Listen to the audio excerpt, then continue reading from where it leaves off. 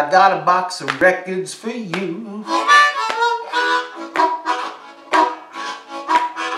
Said, all you vinyl varmints, your record collecting crew.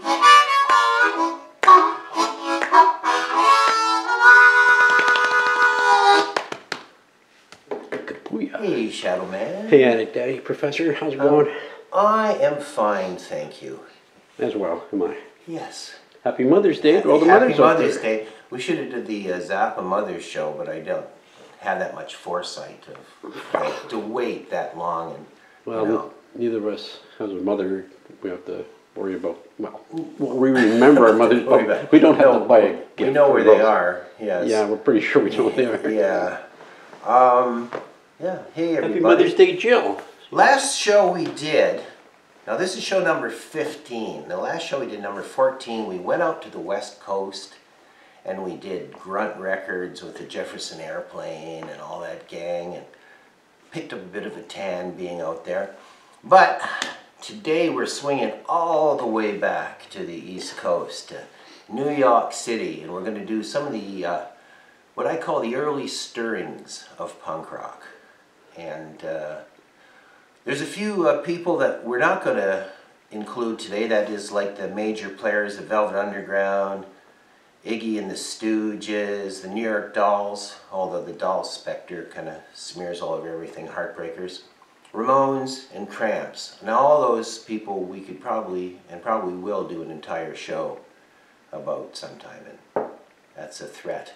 But anyway, you've been warned. You've been warned. So around 1974, I can't believe it. I was like 19 and already was like looking for something new. The last couple Rolling Stones albums, I hate to say they disappointed because they mean so much to me, but I didn't like Goat's Head Soup that much after Exile. But anyway, there was new sounds. And if you were reading some of the magazines around, especially Rock Scene out in New York City, you'd know that there was new things a-stirring. Now this album here, I'm going to swing over a bit. I bought this in Toronto, Sam the Record Man's, I think probably around 75. Yeah, import, Enigma Records from England. And I bought this because it had the Patti Smith single Piss Factory on it, which is before her first album and it's hard to get. But it has the Ramones in it, Damned doing New Rose, their new single, Richard Hell, Love Comes in Spurts, and of course a Dolls song.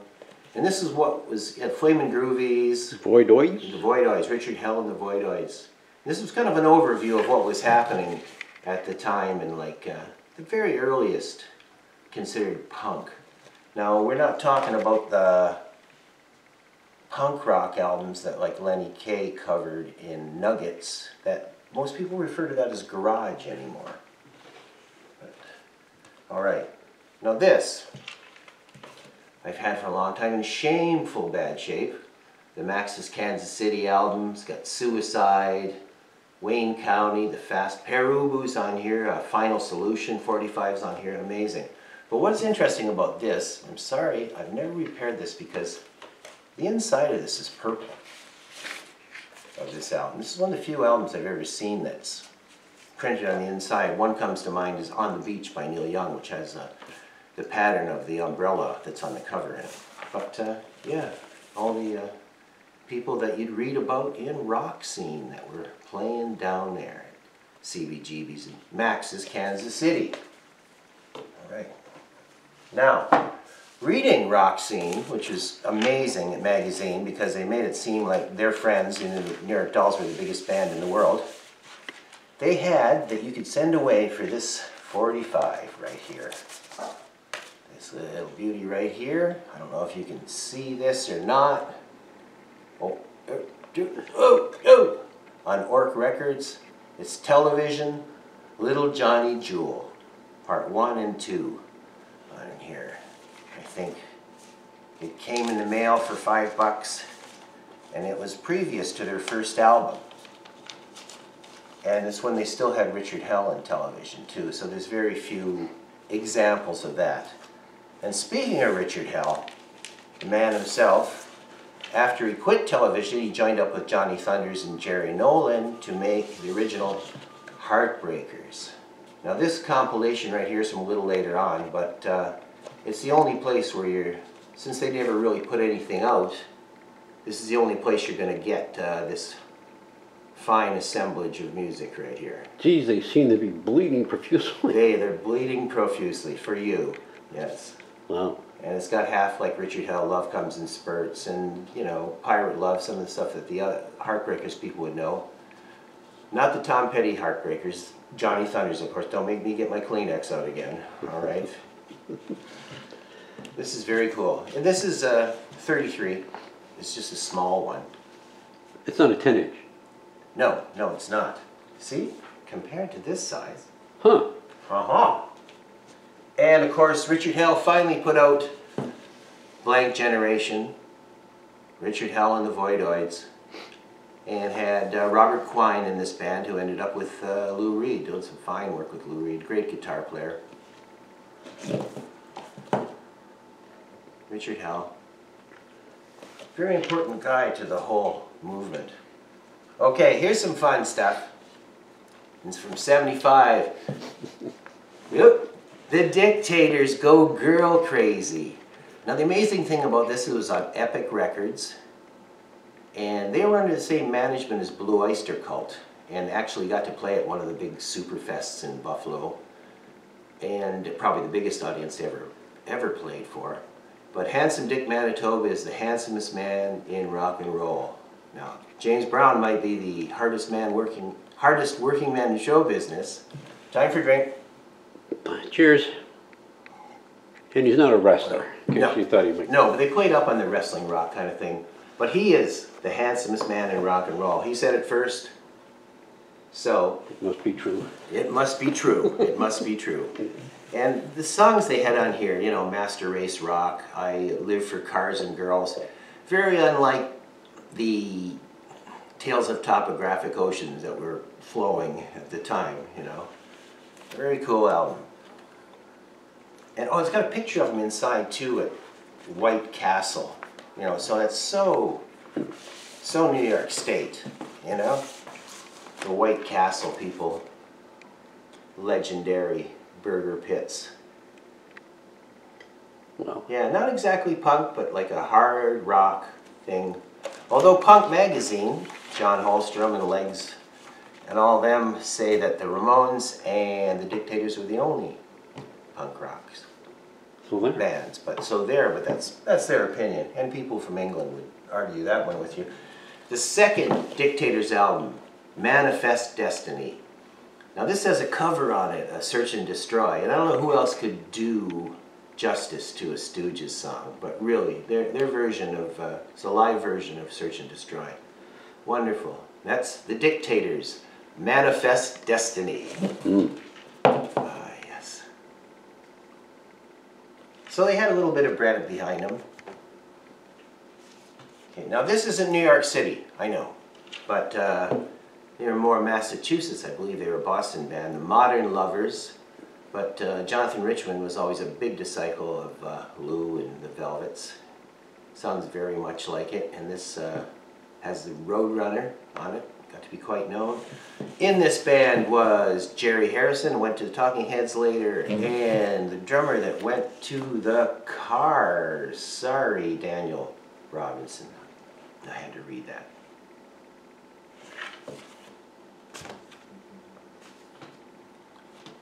Now, Patti Smith. Here's a Patti Smith bootleg. Now, we saw Patti in '76 at Massey Hall. And since then, I got to meet Lenny Kaye. Thank him for nuggets, but we were down in New Orleans at the Ponderosa Stomp, and Lenny was there. Got to gab with him. And I said, we saw you in Patti. And he goes, oh, just last year. That was cool. I love Massey Hall. He goes, no, in '76. Oh, God. You know, like... Really? It's hard to remember that long ago. Hard to remember some things that long ago, but I seem to remember this stuff. Okay, here's another Patti bootleg. And this is a real, you know, classic tack roll bootleg with the paste on just cover and everything like that, which is wilting over years. But a very good live appearance. And this. is the Piss Factory 45. The Hey Joe and Piss Factory. That's very cool. And again, that came in the mail on Sire Records. First Inklings. Very nice. Another one of the early bands, Suicide. Martin Rev and Alan Vega. Rocket, Rocket, USA. Just two men, very electronica. I wouldn't even say it's usually the kind of stuff I like, but there was something about Suicide. They were just confrontational isn't the right word. It's not positive enough. Very energetic, very cool artistic band. And like Richard Hell and a lot of these people, a deep connection to the beat poetry years and everything still shows up in all this stuff, I believe, anyway. I hear it. I hear it.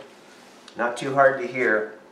Which leaves us with this. But wait. This was from a little later on.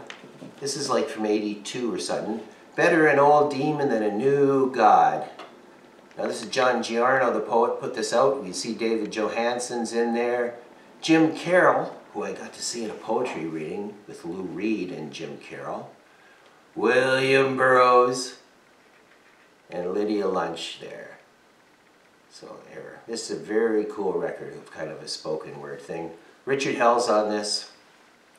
And it kind of really ties in the punk kind of New York thing with the classic beat poetics.